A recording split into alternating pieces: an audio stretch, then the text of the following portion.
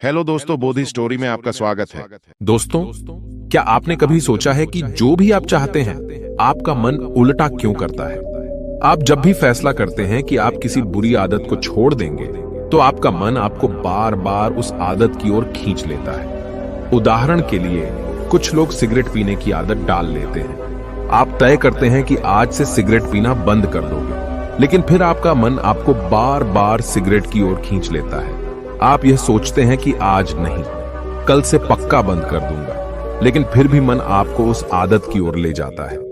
इस तरह की समस्याएं सिगरेट के सिवाय भी होती हैं और हम उन्हें छोड़ने का संकल्प करते हैं, लेकिन हमारा मन हमें उन आदतों के प्रति आलसी बना देता है। लेकिन अगर हम अपने मन को समझने का प्रयास करें तो हम अपने मन की चाल को समझ सकते हैं और उसे बदल सकते हैं। आप अपने मन की चाल को पकड़ सकते हैं और उसे बदल सकते हैं। एक बार जब आप अपने मन को समझ लेते हैं तो आप अपनी आदतों के बदलाव का सामर्थ्य प्राप्त करते हैं। आप चाहें तो किसी बुरी आदत को अच्छी आदत में बदल सकते हैं, जैसे कि ब्रह्म मुहूर्त में उठना या किसी काम को लेकर आलस्य नहीं कर सकते। आलस्य हमारे मन के कारण होता है, लेकिन हम अपने मन की इस चाल को समझने और सुधारने का प्रयास नहीं करते हैं। इसके कारण हम हमेशा उस आदत के गुलाम रहते हैं और उसे बदलने में असमर्थ रहते हैं, जिससे हमें बाद में पछतावा होता है। हम खुद को दोष देते हैं और खुद को परेशान करते हैं, क्योंकि हमारे पास कोई और विकल्प नहीं होता। आज मैं आपको एक कहानी से यह समझाने वाला हूं कि हम अपने आलस्य में कैसे फंस जाते हैं और हमारे मन को इसकी जटिलता को समझने में कठिनाई होती है। हम इसे क्यों नहीं समझते और हम अपने मन के इस जाल में क्यों बरबस रहते हैं बिना कोई प्रयास किए। बहुत समय पहले की बात है। एक छोटे से राज्य में एक गुरु अपने गुरुकुल में शिक्षा देते थे। वहां कई छात्र भी थे, लेकिन एक छात्र ऐसा था जो बस बातें करता था। गुरु की सुनने की बजाय अपनी बातों पर ध्यान केंद्रित करता था। वह हमेशा मस्त रहता था और अपनी बातों में अधिक रुचि रखता था, जिससे वह अपने दोस्तों को आकर्षित करता था।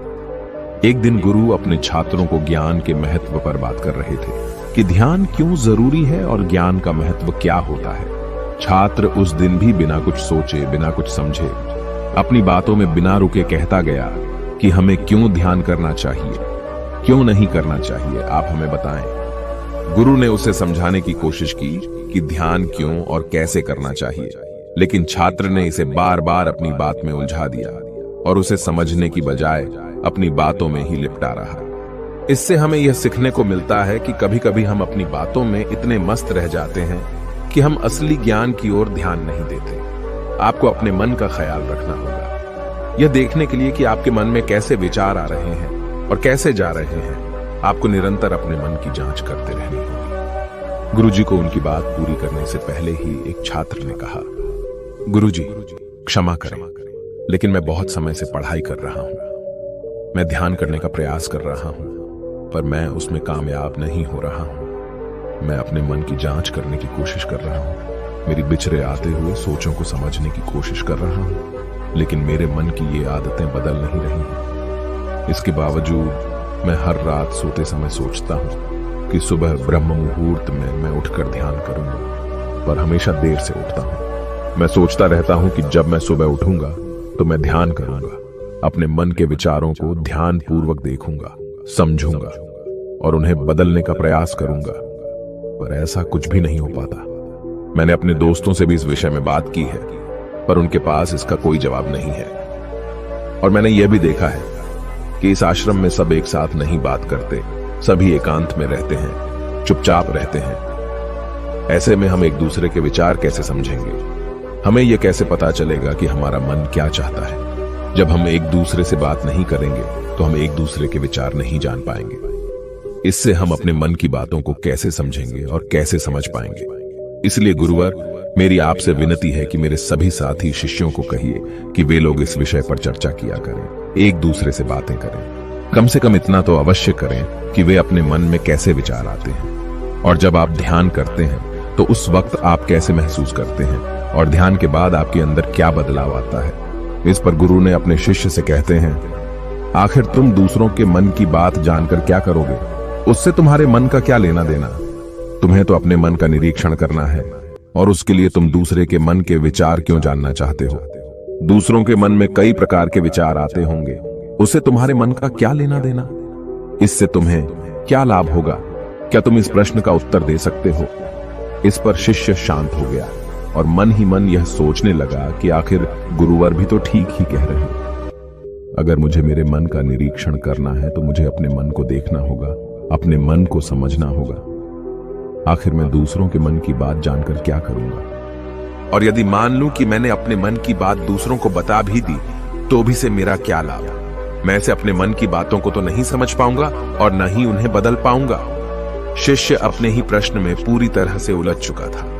उसके पास अपने गुरु के इस प्रश्न का कोई उत्तर न था, लेकिन फिर भी वह शिष्य अपने आप को सर्वश्रेष्ठ साबित करना चाहता था। इसलिए वह अपने गुरु से कहता है, गुरुवर, यदि हमें दूसरों के मन की बात पता चल जाए, यदि हमें यह पता चल जाए कि वह किस तरह से ध्यान करते हैं, किस तरह से अपने मन का निरीक्षण करते हैं, तो किस तरह से जान पाते हैं कि उनके मन में क्या चल रहा है और वह किस तरह से अपने मन के सभी विचारों पर लगाम लगा पाते हैं। इससे मुझे और बाकी सभी शिष्यों को बहुत मदद मिलेगी। जब भी हम ध्यान करने बैठेंगे तो हम भी उसी प्रकार ध्यान कर पाएंगे, मन का निरीक्षण कर पाएंगे और मन के सभी विचारों पर लगाम लगा पाएंगे। इससे न केवल मेरा बल्कि यहां पर उपस्थित सभी शिष्यों का बहुत फायदा होगा। इस पर गुरु मुस्कुराने लगे और अपने शिष्य से कहते हैं, चलो ठीक है, मैंने मान लिया कि यहां पर उपस्थित सभी शिष्यों में से एक शिष्य ऐसा है जो गहरे ध्यान में उतर सकता है। उसे ध्यान करना आता है, वह अपने मन का निरीक्षण करना भी जानता है, वह यह भी जानता है कि उसके मन में किस प्रकार के विचार उत्पन्न हो रहे हैं और वह किस प्रकार अपने मन को काबू में कर सकता है, किस प्रकार वह अपने मन के सभी विचारों पर लगाम लगा सकता है। और मान लो कि उसने तुम्हें यह सब बता भी दिया तो तुम यह सब जानकर क्या गहरे ध्यान में उतर पाओगे? यदि तुम ऐसा सोचते हो तो तुम सबसे बड़े मूर्ख हो, क्योंकि यदि तुम इस प्रकार की प्रक्रिया करोगे तो तुम अपने ही मन के बनाए हुए जाल में बुरी तरह से फंस जाओगे और फिर वहां से निकलना तुम्हारे लिए नामुमकिन हो जाएगा। यदि तुम्हें यह पता चल गया कि कोई शिष्य किस प्रकार ध्यान में उतरता है तो तुम्हारा मन केवल उसी प्रक्रिया पर काम करेगा और तुम वर्तमान में होकर भी अपने मन की मनोदशा को समझ नहीं पाओगे, बल्कि तुम्हारा मन तो केवल उसी काम पर लगा रहेगा और देखते ही देखते तुम भी उस काम में सम्मिलित हो जाओगे। अब तुम मुझे यह बताओ कि ऐसी अवस्था में तुम अपने मन का निरीक्षण भला कैसे कर पाओगे? तुम्हें तो अपने मन का निरीक्षण करना था, लेकिन तुम तो खुद ही अपने मन के साथ उस काम में जुड़ चुके हो, उस काम में सम्मिलित हो चुके हो। अब ऐसे में तुम अपने मन का निरीक्षण कैसे करोगे? अपने मन के अंदर आने वाले विचारों का निरीक्षण कैसे कर पाओगे? आगे गुरुवर अपने शिष्य से कहते हैं, तुम अपने मन को तभी समझ सकते हो जब तुम अपने आप को अपने मन से अलग करके देख पाओगे। अपने मन की चालों को दूर खड़े होकर उस पर नजर रख दो, उसे समझने का प्रयास करो, तभी तुम अपने मन का सही तौर पर निरीक्षण कर पाओगे। फिर तुम्हारे मन के अंदर आने वाले विचार, चाहे किसी विषय की भी हो, चाहे किसी प्रकार के भी हो, तुम्हें उन्हें दूर खड़े होकर देखना होगा, समझना होगा, तभी तुम अपने मन पर काबू पा सकोगे। अन्यथा यदि तुम अपने मन के साथ जुड़ गए तो तुम अपने मन को कभी भी समझ नहीं पाओगे। तुम उसके साथ ही काम में जुट जाओ कि तुम उसके साथ सम्मिलित हो जाओगे। जिस प्रकार तुम कोई कार्य करते हो तो तुम्हारा मन भी उस कार्य में जुड़ जाता है, ठीक उसी प्रकार तुम भी उसके साथ जुड़ जाओगे। इस प्रकार जब तुम अपने विचारों को समझने का प्रयास करते हो तो तुम अपने विचारों के साथ जुड़ जाते हो और अपने विचारों में ही खोकर बहते चले जाते हो। इस बात का अनुभव तो तुमने किया ही होगा। इस पर शिष्य तुरंत ही हमें सर हिलाते हुए कहता है, हे गुरुवर, आप सही कहते हैं। जब भी मैं ध्यान करने बैठता हूं, जब भी मैं यह सोचकर बैठता हूं कि मैं आज अपने मन का निरीक्षण करूंगा, अपने मन के अंदर आने वाले सभी विचारों को देखूंगा, तो मैं देखते ही देखते अपने उन विचारों में खो जाता हूं, उसमें बहता हुआ चला जाता हूं। और कुछ समय बाद जब मुझे यह ध्यान आता है कि मैं तो अपने मन के सभी विचारों का निरीक्षण करने बैठा था, तब मैं वापस एक बार यह कोशिश करता हूं कि मैं अपने मन के सभी विचारों का निरीक्षण कर पाऊं। लेकिन देखते ही देखते कुछ ही समय के बाद मैं एक बार फिर से अपने सभी विचारों में खो जाता हूं। और इसी प्रकार फिर एक बार बहता हुआ कहीं और चला जाता। तभी तो गुरुवर अपने सभी शिष्यों से कहते हैं, जिस प्रकार एक क्रोधित व्यक्ति अपने क्रोध का निरीक्षण नहीं कर पाता, अपने क्रोध को समझ नहीं पाता, अपने क्रोध को देख नहीं पाता, और वह अपने उन विचारों के साथ झूठ जाता है, वह अपने गुस्से को ही अपना अस्तित्व मानने लगता है। और यही कारण है कि वह यह कभी नहीं देख पाता कि वह क्रोध आखिर उसके जीवन पर क्या प्रभाव डाल रहा है और उसका क्रोध उसके मन को किस प्रकार प्रभावित कर रहा है। और जब वह क्रोध से बाहर आएगा तब उसे अपनी बातों पर पछतावा होगा, अपने किए हुए पर पछतावा होगा, लेकिन फिर भी वह अपने मन की इस चाल को समझ नहीं पाएगा, वह अपने मन की इस चालाकी को देख नहीं पाएगा, क्योंकि उसके पास यह कला है ही नहीं कि वह अपने आप को अपने क्रोध से अलग करके यह देख पाए, यह समझ पाए कि क्रोध उसके जीवन पर, उसके मन पर किस प्रकार प्रभाव डाल रहा है। और इसी चीज के लिए तरह तरह के अभ्यास बने हुए हैं, ताकि तुम उसके निरंतर अभ्यास से अपने आप को अपने मन से अलग करके यह देख पा सको, यह समझ पा सको कि तुम्हारा मन तुम्हें किस तरह से अपने जाल में फंसा रहा है और तुम किस तरह से उसके बुने हुए जाल में फंसते चले जा रहे हो। इन अभ्यासों के निरंतर अभ्यास से तुम यह देख सकते हो कि तुम्हारे मन का असली स्वरूप क्या है। और जब तुम निरंतर अभ्यास से ये सारी चीजें देख पाते हो, समझ पाते हो, तब तुम्हें एहसास होता है कि असली वास्तविकता क्या है। और तब तो यह भी पता चलता है कि हमारे मन में जो आने वाले विचार हैं, ये तो आने जाने वाले हैं, लेकिन चेतना वह हमेशा इंसान के साथ ही रहती है और हमारी चेतना उसे हमेशा देख रही होती है और वह हमेशा जीवित रहती है। वह कभी नहीं मरती, वह नित्य है और हम उसे ही चेतना कहते हैं। चेतना कभी किसी चीज से बंधी नहीं हुई होती है। चेतना तुम्हारा होश है। दूसरी चीजों को उनके स्वरूप में देख पाने की कला तुम्हें तुम्हारी चेतना से ही मिलती है। जितनी प्रकार की तुम्हारी चेतना होगी, उतनी ही अच्छे तरीके से तुम सभी चीजों को खुद से अलग करके देख पाओगे, समझ पाओगे और उनका निरीक्षण करने में सक्षम हो पाओगे। इसलिए अपनी चेतना को मजबूत बनाओ, अपनी चेतना को ऊपर उठाने का काम करो, ताकि तुम अपनी चेतना से किसी भी चीज का असली स्वरूप देख पा, समझ पा और उसका निरीक्षण कर पाओ। इस पर शिष्य कहता है, हे गुरुवर, आप बार बार चेतना के स्तर को ऊपर उठाने की बात कर रहे हैं, तो इसके लिए तो हमें हमेशा होश में रहना होगा और हम अधिकांश समय तो होश में रह ही नहीं पाते। तो हमें हमेशा होश में रहने के लिए क्या करना होगा? इस पर गुरुवर कहते हैं, तो मैं अपनी चेतना के स्तर को ऊपर उठाने के लिए मौन रहना सीखना होगा। चुप होकर तुम अपने आप को, अपने मन को, अपने अंदर आने वाले सभी विचारों को देख सकते हो, समझ सकते हो, अपने सारे अनुभवों का अनुभव कर सकते हो। तब तुम्हें इस बात का भी पता चलता है कि तुम्हारे अनुभव आते हैं और तुम्हारे अनुभव चले जाते हैं। यह अनित्य है, वह हमेशा हमारे साथ नहीं रहते, लेकिन हमारा मन हमेशा उन्हीं अनुभवों को पकड़ कर रखता है। जैसे कि जब हमारे मन को कोई अच्छा अनुभव होता है या कोई खुशी मिलती है, तो हमारा मन बार बार उसी खुशी को पाने का प्रयास करता है, उसी अनुभव को पाना चाहता है और इसी कारणवश हमारी चेतना हमारे मन के अधीन हो जाती है, उसकी गुलाम बन जाती है।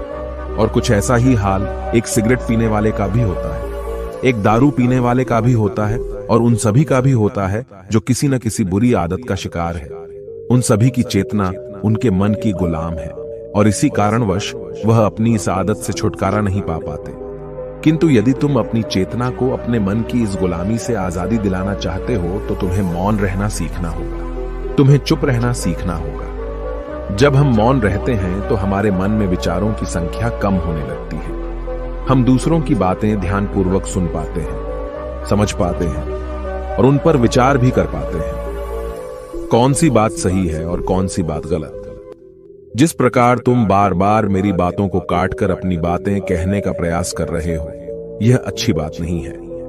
यदि तुम अपनी चेतना को अपने मन के इस जाल से निकालना चाहते हो, उसे अगले स्तर तक ले जाना चाहते हो, तो तुम्हें अपने मन को खाली करना सीखना होगा। जब तुम अपने मन को खाली करोगे, तब तुम्हें अपनी चेतना का असली स्वरूप दिखाई देगा और तब तुम अपनी चेतना की शक्ति को पहचान पाओगे। और तभी तुम्हें इस बात का भी एहसास हो जाएगा कि तुम किस प्रकार से अपनी चेतना को अगले स्तर तक ले जा सकते हो और किस प्रकार से हम हमेशा चैतन्य रह सकते हैं। क्योंकि चैतन्य ही हमारा असली स्वरूप है। लेकिन हम आजकल के इस जीवन में उसे भूल चुके हैं। हम अपने मन के अधीन हो चुके हैं और अपनी चेतना को अपने मन के हवाले कर चुके हैं। इसलिए तुम्हें चुप रहना सीखना होगा, शांत रहना सीखना होगा, अपनी चेतना को अपने मन से छुटकारा दिलाना होगा। और यह तुम चुप रहकर ही कर सकते हो।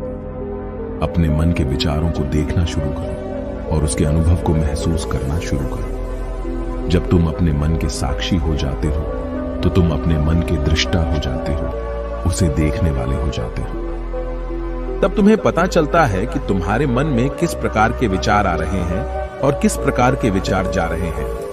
तुम यह भी देख पाते हो कि जब हमारे मन में एक विचार आता है तो दूसरा विचार चला जाता है, और जब दूसरा जाता है तो तीसरा आता है। इस प्रकार जिस तरह सड़क पर भीड़ चल रही होती है, जहां एक आदमी जाता है तो दूसरा आता है, और जब दूसरा जाता है तो तीसरा आता है, और यह प्रक्रिया इसी प्रकार अनंत देर तक यूं ही चलती रहती है। ठीक इसी प्रकार हमारे मन की भूमि पर भी इसी प्रकार विचार आते और जाते रहते हैं, लेकिन धीरे धीरे हम उनसे जुड़े नहीं हैं, क्योंकि हम अपने मन के दृष्टा बने हुए हैं। हम अपने मन के साक्षी बने हुए हैं। हम तो केवल यह देख रहे हैं कि कौन सा विचार आ रहा है और कौन सा विचार जा रहा है, और देखते देखते धीरे धीरे हमारे मन के सभी विचार खत्म होने लगते हैं और हमारा मन पूरी तरह से खाली हो जाता है। हमारे मन की भूमि पूरी तरह से साफ और स्वच्छ हो जाती है। तब उस वक्त हमें पहली बार यह एहसास होता है कि चैतन्य होना कैसा लगता है। चैतन्य की शक्ति को हम पहचान पाते हैं। तब हम पहली बार चैतन्य का असली स्वरूप देख पाते हैं, और उसके लिए बस हमें मन की उस भूमि से कुछ खरपतवार को हटाना है। उसके लिए हमें कोई बहुत मेहनत नहीं करनी है, बस हमें अपने विचारों को देखते रहना है। किस प्रकार एक विचार आ रहा है तो दूसरा विचार जा रहा है। बस इसी प्रक्रिया को हमें लगातार देखते रहना है, उसका निरंतर अभ्यास करते रहना है, अपने मन का दृष्टा बने रहना है, और देखते ही देखते सारे विचार एक एक करके विलीन होते चले जाएंगे। लेकिन इसके लिए हमें चुप रहकर अभ्यास करना बहुत आवश्यक है। चुप रहकर तुम्हें अपने विचारों का आत्मनिरीक्षण करना होगा, अपने मन की भावनाओं को समझना होगा। तुम्हें देखना होगा कि जब तुम्हें क्रोध आता है तब तुम कैसा महसूस करते हो। तुम्हें खुशी होती है या फिर दुख या फिर किसी से घृणा होती है। जब हम भावनाओं के अधीन हो जाते हैं और हमारा मन अति उत्तेजित हो जाता है तो हम उत्तेजना की वजह से उन भावनाओं को अलग होकर देख नहीं पाते। लेकिन अगर हम उत्तेजित न हो और शांत होकर चुप रहकर अपने मन की सभी भावनाओं को देखने का प्रयास करें, उसे समझने का प्रयास करें, उसे जानने का प्रयास करें, तब हमें अपने मन का वास्तविक रूप देखने को मिलता है। तब हम उसे असली तौर पर समझ पाते हैं, जान पाते हैं, और तब हमें इस बात का भी एहसास हो जाता है कि कोई भी भाव सदा के लिए नहीं है। हर भाव को आना है और चले जाना है। जिस प्रकार हमारे जीवन में खुशियां जाती हैं तो दुख आता है, दुख जाता है तो खुशियां आती हैं। ठीक उसी प्रकार हमारे मन के भाव भी होते हैं। जहां पर एक भाव उत्पन्न होता है तो उसके खत्म होने पर हमारे मन में दूसरा भाव भी उत्पन्न होता है।